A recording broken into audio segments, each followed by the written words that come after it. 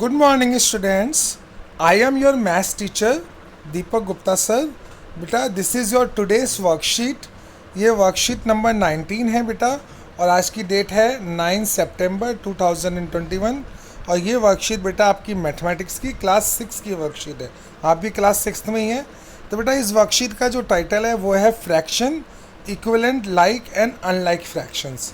ठीक है. तो बेटा फ्रैक्शंस मैंने आपको बताए थे लास्ट वाली क्लास में. होल का जो पार्ट होता है उसे फ्रैक्शन कहते हैं. जैसे ये पूरा एक है, इसका ये पार्ट है हाफ पार्ट, तो हाफ इज़ ए फ्रैक्शन. कोई एक पूरी चीज़ है, उसके 4 बराबर भाग हैं, तो 1/4 इज़ ए फ्रैक्शन. ठीक है. फ्रैक्शन में ऊपर वाला न्यूमरेटर, नीचे वाला डिनोमिनेटर होता है. यह मैंने आपको लास्ट की वर्कशीट में बेटा आपको बता दिया था. चलिए आज की वर्कशीट शुरू करते हैं बेटे. सबसे पहले हम समझेंगे बेटा इक्विवेलेंट फ्रैक्शंस क्या होते हैं. ठीक है बेटा. पहला वाला फ्रैक्शन देखो यहाँ पे. इस फ्रैक्शन में हाफ पार्ट को शेड किया हुआ है 2 में से, तो नीचे तो 2 आएगा. टोटल पार्ट 2 है, नीचे 2 आएगा. जितना पार्ट शेड है वो ऊपर 1 आएगा बेटा. ऐसे बेटा सेकंड वाले में देखो. सेकंड वाले में जो है प्यारे बच्चों, देयर आर 4 पार्ट्स, तो नीचे 4 आएगा. 2 पार्ट्स आपने शेड कर रखे हैं. ठीक है. 2 पार्ट शेड हैं तो ऊपर 2 आएगा. थर्ड वाले में बेटा देयर आर 6 पार्ट्स, उसमें से 3 पार्ट्स आपने शेड कर रखे हैं तो बेटा ऊपर 3 आएगा. ठीक है. पर एक चीज़ ध्यान से देखी जाए बेटा, इसमें आधा भाग शेड है तो ये आधा लिखा है, हाफ लिखा है. ध्यान से देखा जाए बेटा तो इसमें भी तो हाफ पार्ट ही शेड है. 4 का हाफ 2 ही तो होता है, तो इसमें भी हाफ पार्ट शेड है, तो वास्तव में ये भी हाफ ही है. और इसमें भी बेटा 6 का हाफ 3 होता है, तो इसमें भी 3 पार्ट शेड है, तो इसका मतलब ये भी संख्या हाफ ही है ना. थोड़ा सा और हम इसको समझते हैं. ठीक है बच्चों. अगर हम इसको बच्चों अगर हम एक काम करें, जैसे एक तो है 1/2, दूसरा फ्रैक्शन क्या है 2/4 है. अगर बच्चों हम इसको कट करें 2 1 2 2 2 4, तो again it comes out to be 1/2.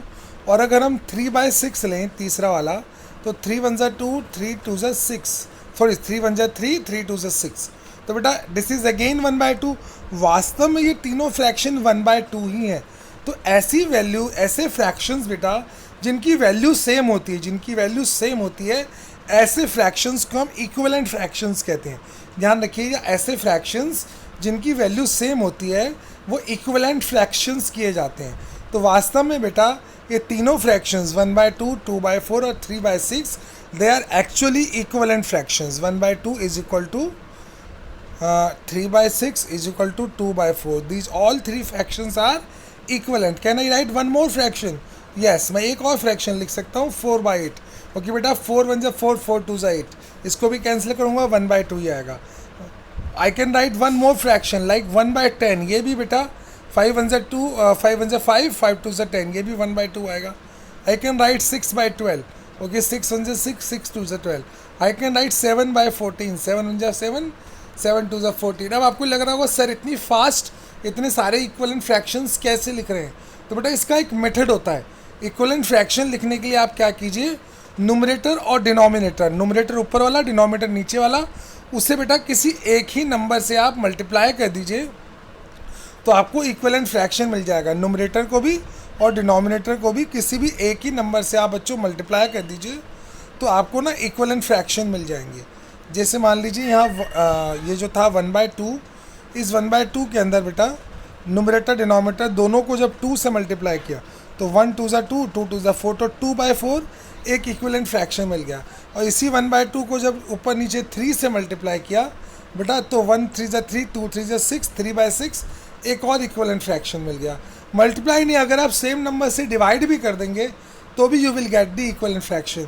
जैसे बेटा मैंने अभी आपको ऊपर कैंसिल करके दिखाया था 2/4, दोनों को हम 2 से डिवाइड कर रहे हैं. 2 1 2 और 2 2 4, तब भी 1/2 मिल गया. 3/6 के इक्विवेलेंट देखना है तो ऊपर नीचे 3 से डिवाइड कर दो. 3 1 3 और 3 2 6, तो बेटा 3 1 3 3 2 6, तो ये भी इक्विवेलेंट फ्रैक्शन मिल गया. बेटा इक्विवेलेंट फ्रैक्शंस वो फ्रैक्शंस होते हैं जिनकी वैल्यू थ्रू आउट सेम रहती है. ध्यान रखिएगा. ठीक है बच्चों. आगे पढ़ते हैं. इसके बाद बेटा हम देख रहे हैं like fractions and unlike fractions.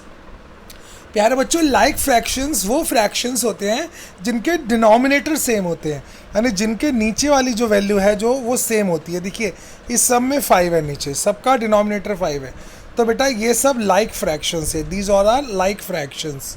ठीक है, और बेटा जिनके डिनोमिनेटर अलग अलग होते हैं these are called unlike fractions, उनको हम अनलाइक फ्रैक्शंस कहते हैं।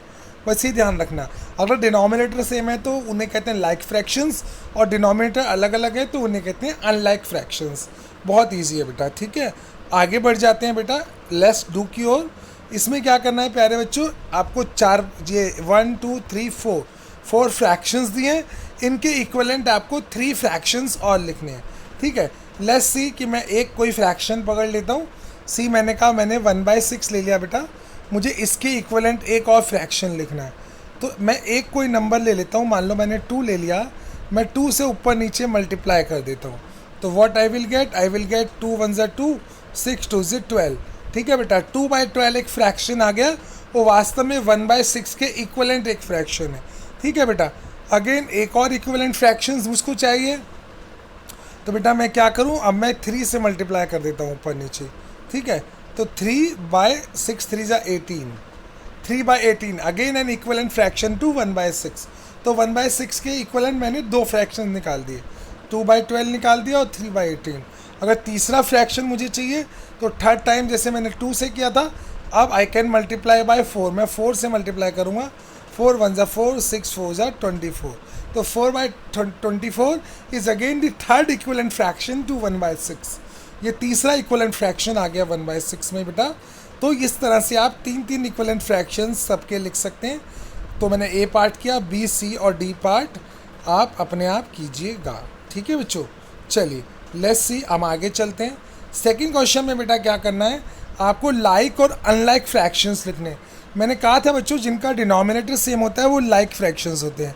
तो बेटा लाइक फ्रैक्शंस कौन से हैं, लेट्स सी, ए पार्ट करने की कोशिश करते हैं हम इसमें लाइक फ्रैक्शंस बता रहे हैं बेटा। 1/7, 2/7, 4/7 और 5/7। ध्यान से देखिए, इन सब का डिनोमिनेटर 7 है, तो बेटा ये सारे के सारे तो लाइक फ्रैक्शंस हैं।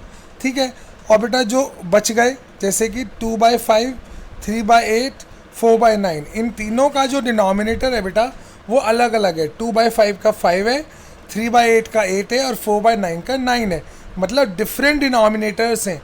तो बेटा दीज आर अनलाइक फ्रैक्शंस, जिनके डिनोमिनेटर्स अलग अलग है वो अनलाइक फ्रैक्शंस है। सेकंड क्वेश्चन में देखिए इसी तरह बेटा 4/11, 5/11, 7/11 और 6/11, इन चारों का डिनोमिनेटर सेम है 11, तो ये लाइक फ्रैक्शंस हैं।